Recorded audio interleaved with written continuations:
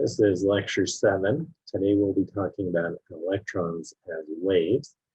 If you'll remember from the last lecture, we talked about the Bohr model, and Bohr described how different orbitals could be quantized in the atom.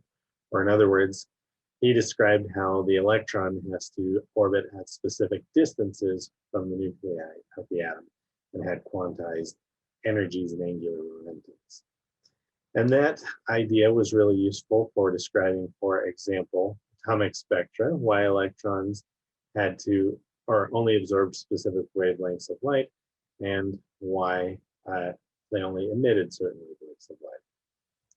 So Bohr's model was really useful, a really big step forward, but he didn't take it all the way to explain why the different orbits of the electron are quantized, what fundamentally is going on there. He just assumed that the orbits had to be quantized.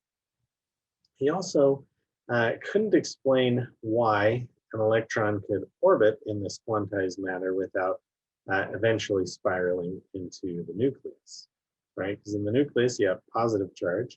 The electron has negative charge. They're going to be attracted to each other. So why isn't it falling into the nucleus? Well, that answer was at least begun to be answered by Louis de Broglie, who was a French physicist, who I think looked like the Centauri ambassador Londo Mollari from the not-so-hit television show Babylon 5. I liked that show a lot, but not very many other people did. Anyways, de Broglie, he said that if light can have this wave-particle duality, which is what Einstein was preaching, if light can have wave-particle duality, well, so can matter. And so he took two equations that described energy and matter. So he took the E equals mc squared equation that belongs to Einstein, and he took the E equals h nu, or E equals hc over lambda, an equation that belongs to Max Planck, and he said, I think I can combine these two together. So we're going to say mc squared equals hc over lambda. Now, typically, these two expressions are for the energy of light or other matter. Specifically, the problem here is he's relating a term describing mass and wavelength, which hadn't been done before. But he said, let's apply this idea not to photons of light, but to anything with mass. So now we're talking about matter. And so since we're talking about matter, we're going to replace the speed of light in here with the speed of matter. So we're going to replace it with a general speed term, right? Because matter can go at different velocities. So we're going to replace c with v, and then we're going to divide over the c squared here to cancel some stuff out. We're going to solve for wavelength here. And we get a term that's described, or that's called the de Broglie wavelength. So lambda here is wavelength, h is Planck's constant, and this mv down here is mass times velocity, which we also refer to as momentum. So mass times velocity is momentum. But what the heck is this equation even saying? Well, it's saying that any matter, anything that has mass, that also has a velocity, has a characteristic wavelength associated with it. So if we say that you have a football and you're throwing it and it's moving, it has some wavelength associated with it. So let's try and figure out what that wavelength is. So if a football weighs 0.43 kilograms and it's thrown at 50 miles per hour, which I honestly don't think I could actually do, but 50 miles per hour is about 22 meters per second. So let's solve for the wavelength of this football. So we take Planck's constant of 6.626 times 10 to the negative 34th kilogram meters squared per second. We're dividing that by the mass of the football in kilograms and the velocity of the football in meters per second. And we find that the football will have a wavelength of 7 times 10 to the negative 35th meters. Okay, let's put that in context. So that wavelength is about 1 per 10 with all these zeros after it, the size of an atom. So it's way, way smaller than the size of an atom. It's even way, way smaller than the size of a nucleus. So this wavelength, super duper small, right? An atom has a size or a diameter of about 1 times 10 to the negative 10th meters, which is a lot more than 7 times 10 to the negative 35th meters. Now, by the way, just for simplicity, we actually call 1 times 10 to the negative 10th meters an angstrom. So an angstrom is about the size of an atom, or it's a unit of measure on the same order as the size of an atom. It's not really a SI unit. It's not one of these standard scientific units everyone's agreed to, but it gets used so often that we kind of pretend it's a SI unit. So if you can just remember that an angstrom is 1 times 10 to the negative 10th meters. So, but this wavelength of the football is so small that not only are there no practical implications of it having a wavelength, there's also no impractical implications. There's no experiments we can do to actually test whether the football has a measurable wavelength consistent with de Broglie's theory. But let's think now in terms of an electron, okay? Let's try and figure out what the wavelength of an electron is. So it has a mass of 9.11 times 10 to the negative 34th kilograms. And in a typical hydrogen atom, it moves with a speed of about 2.20 times 10 to the 6th meters per second. And I've got Planck's constant right here as well. So go ahead now and calculate for me the wavelength of this electron according to de Broglie. Go ahead and pause the video. So this is a simple problem, right? We're just plugging in numbers here and asking our calculator what it says. And you should have gotten 3.31 times 10 to the minus 10 meters, which is equal to 0.331 nanometers or 3.31 angstroms. Now I just said that a hydrogen atom is on the order of an angstrom. And so now we're finding that at this speed, the wavelength of an electron is equal to about the size of an atom.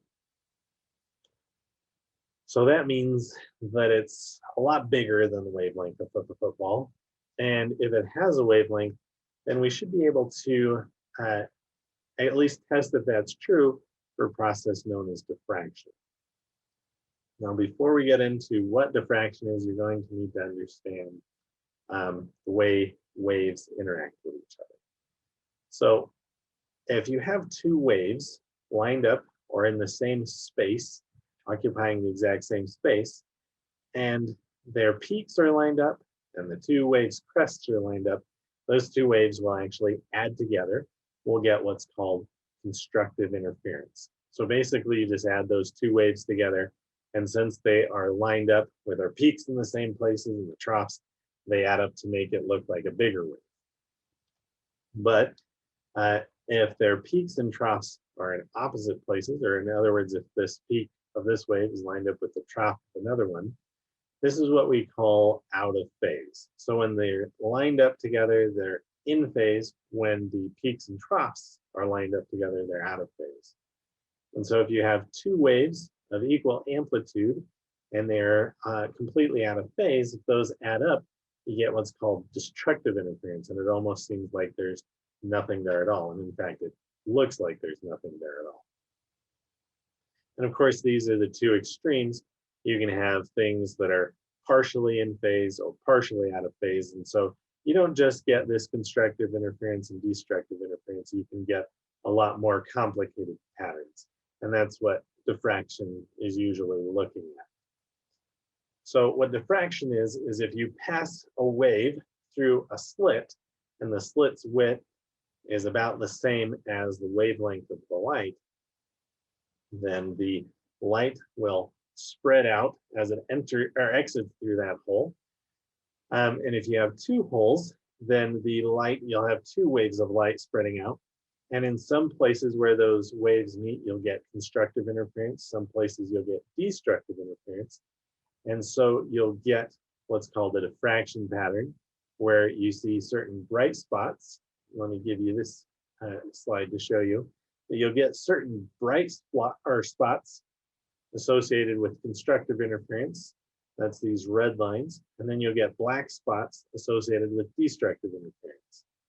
And then what I have down here, just if you're interested, is if you change the number of slits the light is passing through, then you have more waves actually combining after the slits, and you get more complicated patterns, and they can get pretty cool. So with 5 slits, your pattern looks more like this. With 2 slits, you'll notice the bright spots are closer together. With 5 slits, there you get more black in between, etc. Anyways, you send something with that's a wave through a slit, and the slit width is similar to the wavelength, you get this diffraction. So if electrons are moving as waves, you should be able to get them to diffract.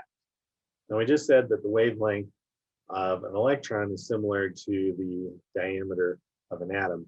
And so we're actually going to have to be diffracting these through the space between individual atoms. And that's actually what 2 separate groups of physicists did. So in 1927, actually 2 physicists designed very similar experiments and saw the diffraction of electrons. So Davison and Germer, they shot a beam of electrons through a really thin crystal. And so the electrons diffracted through the gaps between the atoms or molecules in that crystal, and we get this diffraction pattern that we see here. And J.P. Thompson's group shot electrons through a thin gold foil and got more of a psychedelic pattern. So these different patterns just have to do with the way the atoms are arranged in the different materials. But as the electrons pass through the tiny gaps between atoms, they diffracted. And the reason they had to use the thin crystal and the gold foil was they had to find materials where the gaps between the atoms was actually the right size to get good diffraction. But the takeaway here is that electrons can diffract, which means they have a wave-like component or a wave property to them. So that means that matter in motion, it displays this wave-particle duality. It behaves like a particle, just a finite thing flying through space. It also can be described or behaves as if it is a wave. So all this research led to de Broglie getting the Nobel Prize in Physics in 1929, and Davison and Thomson winning the Nobel Prize jointly in 1937 for their similar work. Okay, so electrons, we now know, have this wave-like property. What does that have to do with how they interact or why they are quantized inside the atom? Well, to understand this, we're actually going to have to explain another thing about waves. And we're going to have to talk about what's called a standing wave. So a standing wave is what results when a wave is bound. What I mean by bound is if its endpoints are set. So for example, a violin string, you can think of as being a wave that's bound at each end. So the string is bound to the one end of the violin and to the other, and then in the middle, it's just stretched out.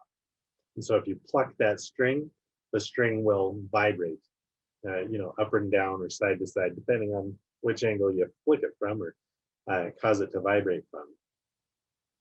And because this is bound, it has a few options of how it can vibrate.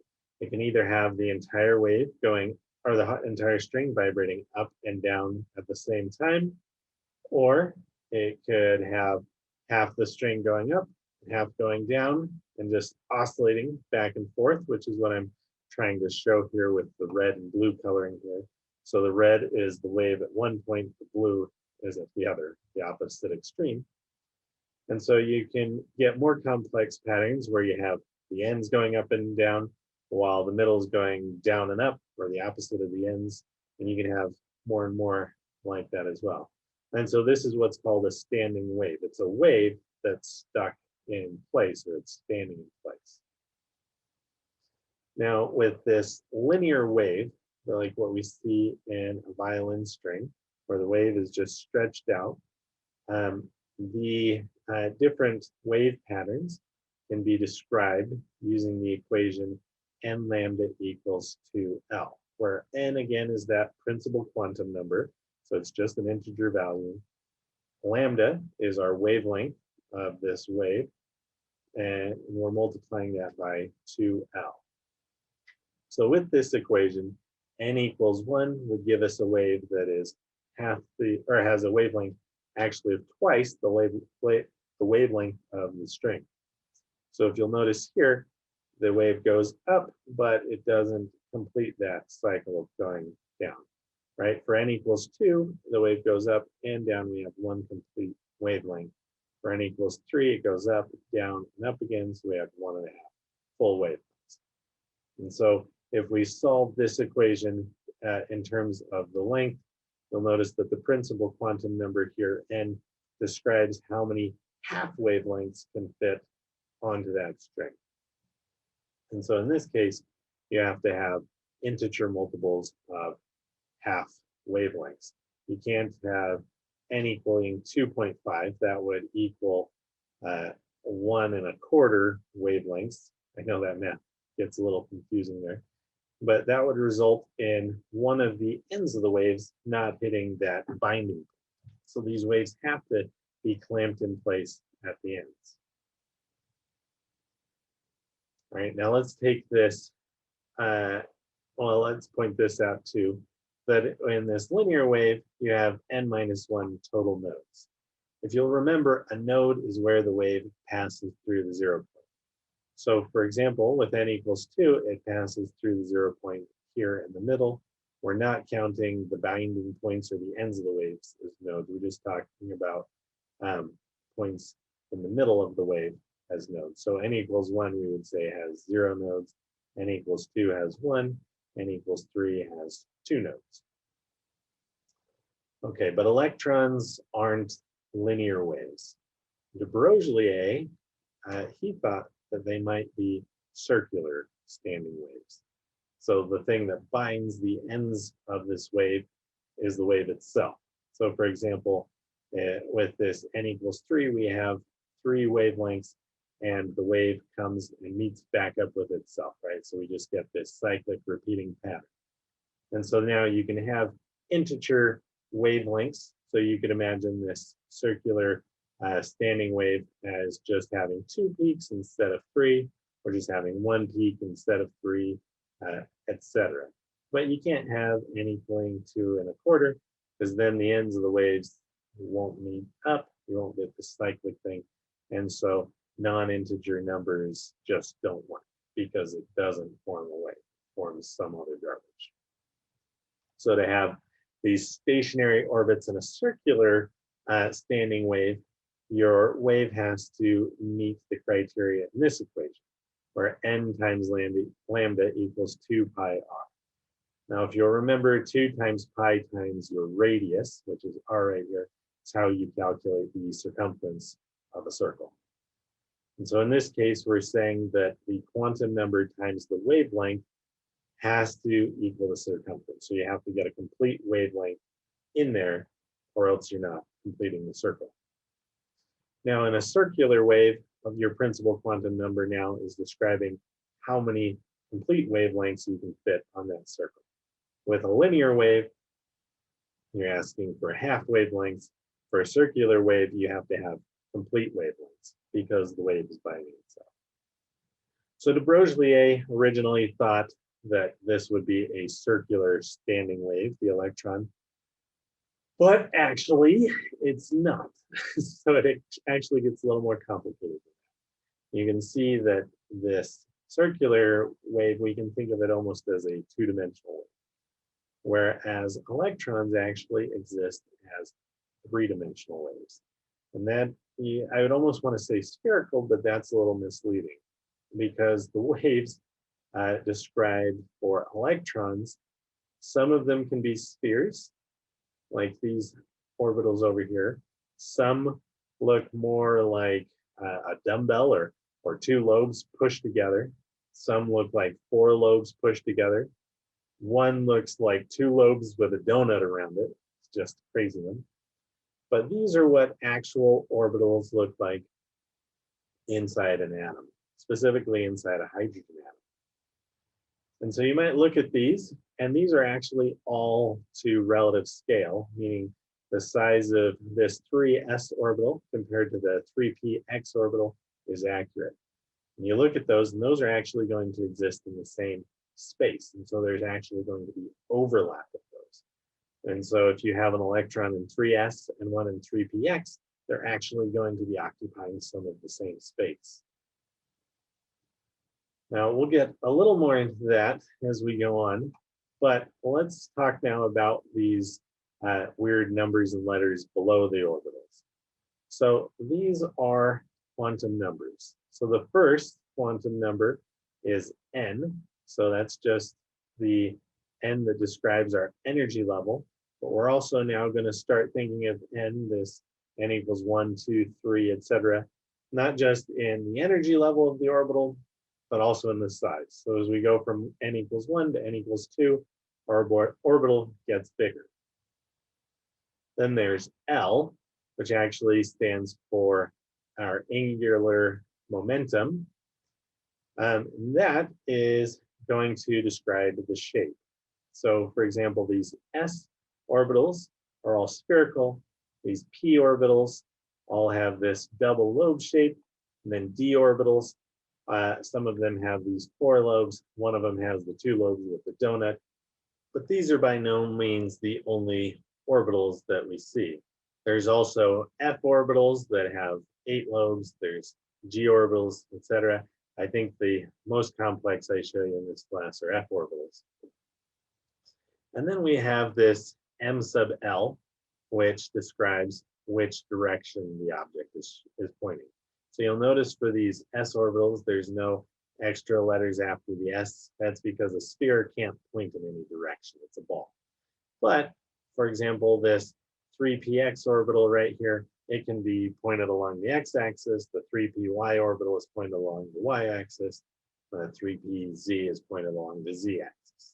And then, of course, the names get more complicated when you have more lobes, etc. But these 3 quantum numbers describe our orbitals. And when we start putting electrons in these orbitals, the electrons will get 1 more quantum number. And then that will be it for this class. But all of these orbitals actually exist simultaneously in a hydrogen atom. Whether there's an electron in them or not, these shapes or geometries are available all the time for these electrons to occupy. You can think of it kind of like an apartment complex. An apartment complex has rooms whether people are living in them or not. So an apartment complex with 50 rooms will have 50 rooms whether it has 1 tenant, 2 tenants, 10 tenants, or 50, right? And an atom has all these orbitals whether it has electrons present or not. Now, what do these orbitals actually mean? Is the electron moving around in here?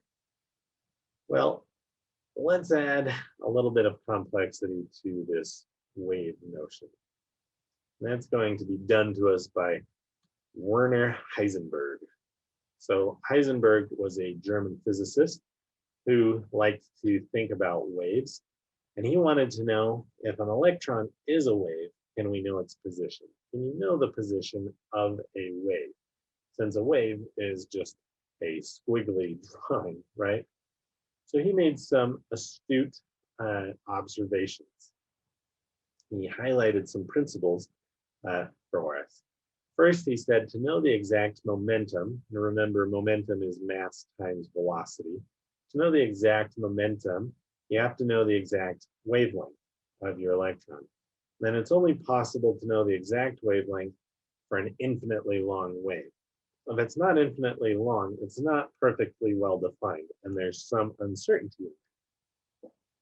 So you can only have an infinite wavelength if the wave spreads from one end of the universe to the other, and actually even farther than that, right? And so if your wave is stretching from one end of the universe to the other, then you have no idea about the position of this electron, right? It can be anywhere along that wave. Conversely, if you want to know the exact position, you're actually going to have to use all the possible wavelengths of the electron to describe the electron. And that's a little bit more of a high concept idea that you can get to more in quantum mechanics. But if you're combining all your possible wavelengths, what you're trying to do is get destructive interference. So where all those waves added together equals 0 everywhere except for a single place. But then if you've used all these waves, an infinite number of waves, you don't have no idea about the momentum of your wave, of your electron. So to know the exact position, you can't know anything about momentum. And to know the exact momentum, you can't know anything about position. And so Heisenberg was actually able to use wave mathematics, and this is the actual part of this slide you need to understand, to derive what's called the Heisenberg uncertainty principle. Now remember I said the Greek letter delta stands for change. He used it somewhat synonymously here to mean range or uncertainty. So what he's saying is that the uncertainty in X, or the position, so your uncertainty in the position of the electron or of anything, times the uncertainty in your momentum, and momentum is again mass times velocity, those two uncertainties multiplied together fundamentally have to be greater than or equal to Planck's constant divided by 4 pi. So this is actually a fundamental limit to how well we can know things. It's not some theory that we can get around. There's actually a fundamental limit to how well certain things can be known. And so if we want to know the mass or the momentum of something really well, we can't know its position. Now, the reason we don't see this in macroscopic life, in everyday life, is because Planck's constant is really small and our mass is really big. And so the uncertainty in our position and our velocity, we don't notice that. It feels like we can measure it really well. Usually the thing that limits us is that we don't have measuring tape that measures our position perfectly well, or things like that, right? But let's talk now about an electron. Let's try and figure out the uncertainty in the position of an electron. So specifically that delta X in Heisenberg's uncertainty principle. So an electron has a mass of 9.11 times 10 to the negative 31 kilograms and can have a typical velocity about 5 times 10 to the 6 meters per second in various atoms. And so we'll say that the momentum here, or the velocity, has an uncertainty of 1%. So now let's figure out the uncertainty in our position. First, I didn't actually give you the momentum here, so let's calculate that, or specifically the uncertainty in the momentum. And so I gave the mass here as an absolute value without any uncertainty, so we can pretend that all the uncertainty is in the velocity. So we'll say the mass is constant, so we've moved it in front of that delta, and that just means we're pretending it's constant. We're going to times that by the uncertainty of the velocity. So we said the velocity's uncertainty was 1%, so we'll take 1% times 5 times 10 to the 6th meters per second, which is its velocity, and that will be our uncertainty here, right? So hopefully you understood that. Now let's apply this to the Heisenberg uncertainty, where we have delta X times delta mass times velocity being greater than Planck's constant over 4 pi. We're going to solve this for the uncertainty in the position, so we'll divide over the uncertainty in the mass and velocity, and we'll substitute in this m times delta v expression. Now, if you're not a math enthusiast or haven't gone very far in math yet, you might think m delta v is the same as delta mv, and for right now, that's fine. And probably for the next year or two of your life, at least, that's fine. So now at this point, though, we just need to plug in numbers, right? We need to plug in Planck's constant. We need to plug in the mass and of our electron and the uncertainty in the velocity, which is 1% times 5 times 10 to the 6th. And what we'll find is that our uncertainty is about 1 times 10 to the minus 9 meters. Now, if we convert that into nanometers, that means our uncertainty is about 1 nanometer, or about 10 times the size of an atom of about 1 angstrom.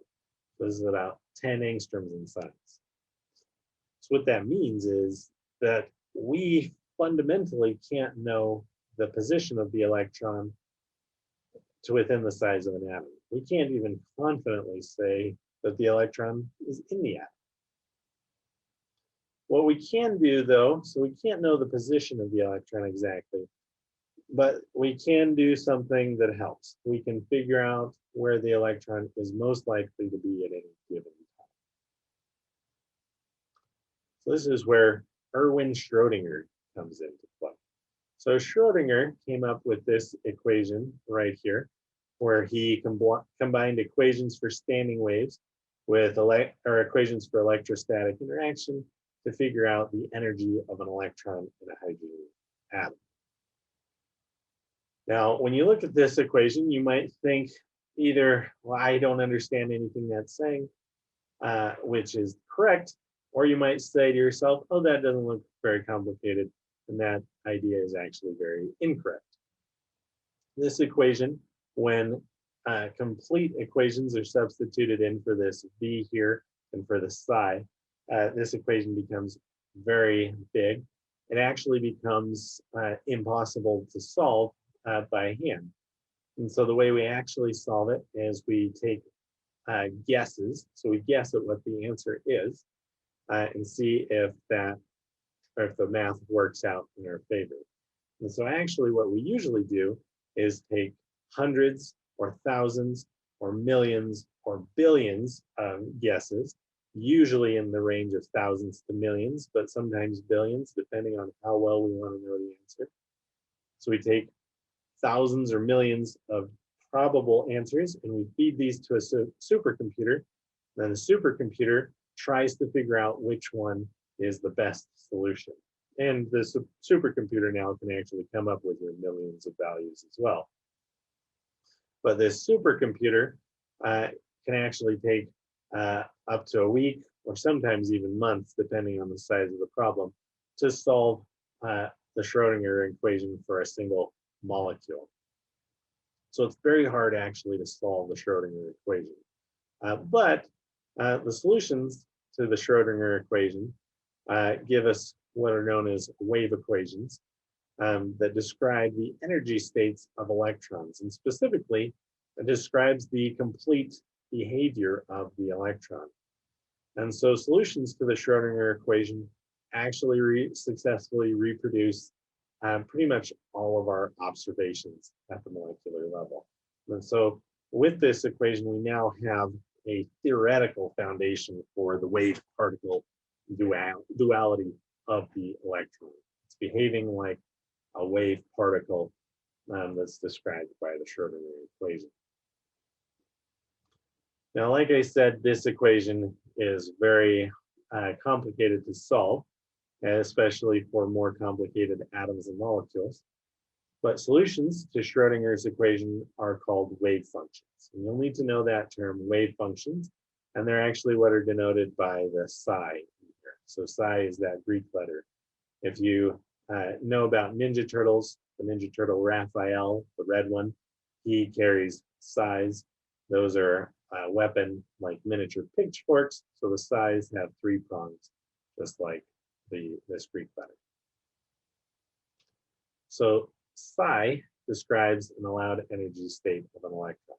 And so for any atom, you have multiple wave functions. You have one wave function for each of these orbitals.